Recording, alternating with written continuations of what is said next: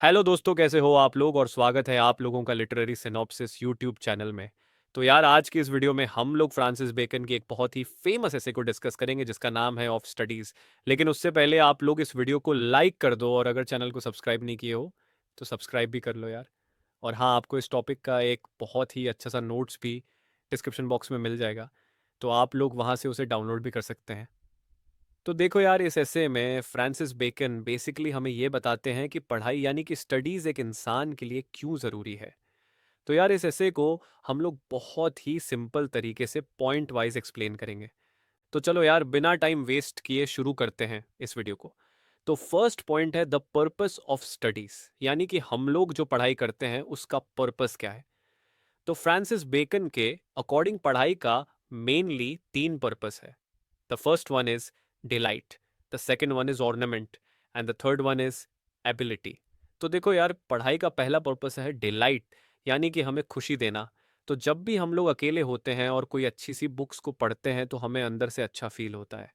जैसे हमारे घर में भी कोई बड़े बुजुर्ग होते हैं ना, जो अपने काम धंधे से रिटायर हो चुके हैं, तो आप लोगों ने नोटिस किया होगा कि वो लोग चुपचाप से बैठकर कुछ ना कुछ पढ़ते रहते हैं, क्योंकि पढ़ने में उन्हें मज़ा आता है। और जब वो अकेले होते हैं तो एक तरह से बुक ही उनका फ्रेंड बन जाता है। लेकिन हम लोग को तो अकेले में कुछ और ही करने में मज़ा आता है। खैर, जाने दो। अब सेकंड पर्पस है ऑर्नामेंट। तो देखो यार, यहाँ पर ऑर्नामेंट का मतलब कोई गहना या ज्वेलरी नहीं है, बल्कि यहाँ ऑर्नामेंट का मतलब है कि पढ़ाई एक तरीके से हमारे पर्सनालिटी में चार चांद लगा देता है। क्योंकि जब हम पढ़ाई करते हैं तो हमारा कम्युनिकेशन स्किल्स बेटर होता है और हम लोगों से सही तरीके से बात कर पाते हैं। और थर्ड पर्पस है एबिलिटी। तो दोस्तों, फ्रांसिस बेकन बोलते हैं कि पढ़ाई हमारे एबिलिटीज़ को बढ़ाता है ताकि हम अपने लाइफ में अच्छा डिसीजंस ले सकें और हम समझदारी से अपना काम कर सकें। तो दोस्तों, बेसिकली पढ़ाई हमें हर फील्ड में बेटर बनाता है। अब यार, सेकंड पॉइंट है हाउ पीपल यूज़ स्टडीज़। तो देखो यार, फ्रांसिस बेकन बोलते हैं कि लोग पढ़ाई को अलग अलग तरीके से यूज़ करते हैं। वो बोलते हैं कि कुछ लोग पढ़ाई सिर्फ इसीलिए करते हैं ताकि वो शो ऑफ कर सकें और लोगों के सामने अपना इम्प्रेशन जमा सकें कि देख भाई, हमको कितना कुछ आता है। फिर कुछ लोग ऐसे भी होते हैं जो पढ़ाई करते हैं सिर्फ आर्ग्यूमेंट्स और डिबेट्स जीतने के लिए। जैसे हमारे गली मोहल्ले में अंकल लोग होते हैं जो न्यूज़पेपर बस इसीलिए पढ़ते हैं ताकि वो लोग शाम में बैठकर एक दूसरे से पॉलिटिकल इश्यूज पर डिबेट कर सकें। लेकिन फिर फ्रांसिस बेकन बोलते हैं कि जो समझदार इंसान होते हैं वो लोग पढ़ाई करते हैं सिर्फ सेल्फ इम्प्रूवमेंट के लिए, यानी कि खुद को बेटर बनाने के लिए। दोस्तों, फ्रांसिस बेकन बोलते हैं कि हमें पढ़ाई शो ऑफ करने के लिए और डिबेट्स जीतने के लिए नहीं करना चाहिए, बल्कि हमें पढ़ाई करना चाहिए खुद को एक बेटर इंसान बनाने के लिए। अब थर्ड पॉइंट है the right balance in studying. तो देखो यार, फ्रांसिस बेकन लिखते हैं कि to spend too much time in studies is sloth, यानी कि पढ़ाई ज़रूरी है लेकिन केवल किताबों में डूबे रहना ये गलत है।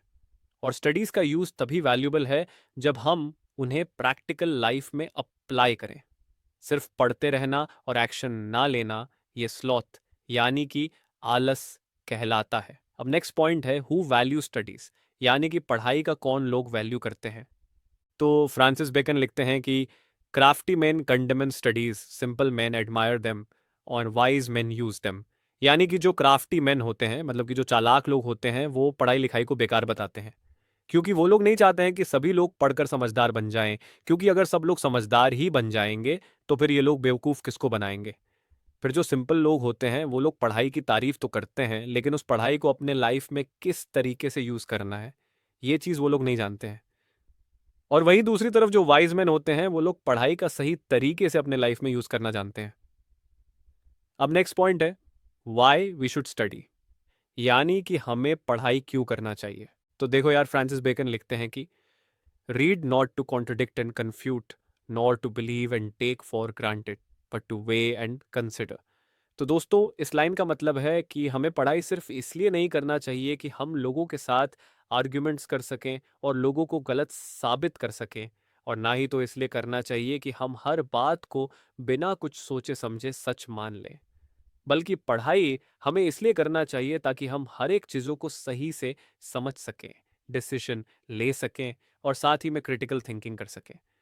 अब इसके बाद अगला पॉइंट है types of books and how to read them. तो यार फ्रांसिस बेकन लिखते हैं कि some books are to be tasted, others to be swallowed and some few to be chewed and digested. यानी कि कुछ किताबें बस टेस्ट करने के लिए होती हैं और कुछ किताबों को पूरा निगलना होता है। और जो बहुत खास किताबें होती हैं उन्हें चबाना और पचाना भी होता है। मतलब कि कुछ ऐसी बुक्स होती है जिन्हें हमें पूरा ना पढ़कर सिर्फ ऊपर ऊपर से पढ़ना चाहिए, जैसे कि न्यूज़पेपर और मैगजीन्स, ताकि हमें बस एक बेसिक आइडिया मिल जाए उस टॉपिक से रिलेटेड। फिर कुछ ऐसी किताबें होती हैं जिन्हें हमें पूरा पढ़ना चाहिए, लेकिन ज़्यादा डीपली नहीं पढ़ना चाहिए, जैसे कि स्टोरी बुक, बायोग्राफीज़, ये सब।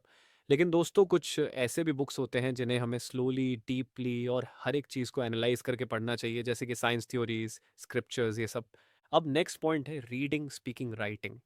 तो हमारे राइटर साहब लिखते हैं कि reading make the full man, conference a ready man, and writing an exact man.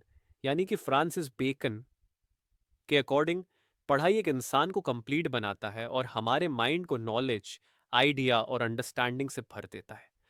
और फिर स्पीकिंग यानी कि बातचीत और कॉन्वर्सेशंस एक इंसान को ज़्यादा कॉन्फिडेंट और क्विक थिंकर बनाता है। और वहीं जो राइटिंग स्किल्स है वो एक इंसान के माइंड को ज़्यादा शार्प और एक्यूरेट बनाता है, क्योंकि जब भी हम कुछ लिखते हैं तो हमें हर एक चीज़ को अच्छे से सोच समझ कर लिखना होता है। तो दोस्तों फ्रांसिस बेकन के अकॉर्डिंग एक इंसान को रीडिंग, टॉकिंग और राइटिंग तीनों पर ही ध्यान देना चाहिए। अब इसके बाद नेक्स्ट पॉइंट है different subjects train our mind. तो देखो यार, अलग अलग सब्जेक्ट्स हमारे माइंड को अलग अलग तरीके से ट्रेन करते हैं। जैसे कि हिस्ट्री हमें एक ज़्यादा समझदार इंसान बनाता है, क्योंकि हिस्ट्री को पढ़कर हम दूसरों की गलतियों से सीखते हैं। फिर उसी तरीके से मैथमेटिक्स हमें एक लॉजिकल और प्रॉब्लम सॉल्विंग इंसान बनाता है, और उसके साथ साथ एक्स का याद भी दिलाता है। और फिर पोएट्री एक इंसान को ज़्यादा इमेजिनेटिव और क्रिएटिव बनाता है और हमारे थिंकिंग लेवल को एक्सपैंड करता है, ताकि हम लॉजिक और फैक्ट्स के बियॉन्ड सोच सकें। फिर इसके बाद फिलॉसफी हमें डीप थिंकिंग और क्वेश्चनिंग करना सिखाता है। और यार जस्ट उसी तरीके से अलग अलग सब्जेक्ट्स हमारे माइंड को अलग अलग तरीके से ट्रेन करता है, हमें अलग अलग चीज़ों को सिखाकर। अब दोस्तों इसके बाद लास्ट पॉइंट है स्टडीज कैन क्योर और मेंटल वीकनेस। तो फ्रांसिस बेकन लिखते हैं कि every defect of the mind may have a special receipt. यानी कि जिस तरीके से एक्सरसाइज हमें शारीरिक रूप से मजबूत बनाता है, जस्ट उसी तरीके से स्टडीज हमें मानसिक रूप से मजबूत बनाता है। तो दोस्तों आई होप आप लोगों को ये सारा पॉइंट्स अच्छे से समझ में आ गया होगा। और यार इस टॉपिक का नोट्स भी डिस्क्रिप्शन बॉक्स में दिया हुआ है, तो आप लोग एक बार उसे ज़रूर पढ़ लेना। तो चलो अब जल्दी से इस वीडियो को लाइक कर दो, और चैनल को सब्सक्राइब नहीं किए हो तो सब्सक्राइब भी कर लो यार। मिलते हैं नेक्स्ट वीडियो में, तब तक के लिए टाटा बाय बाय।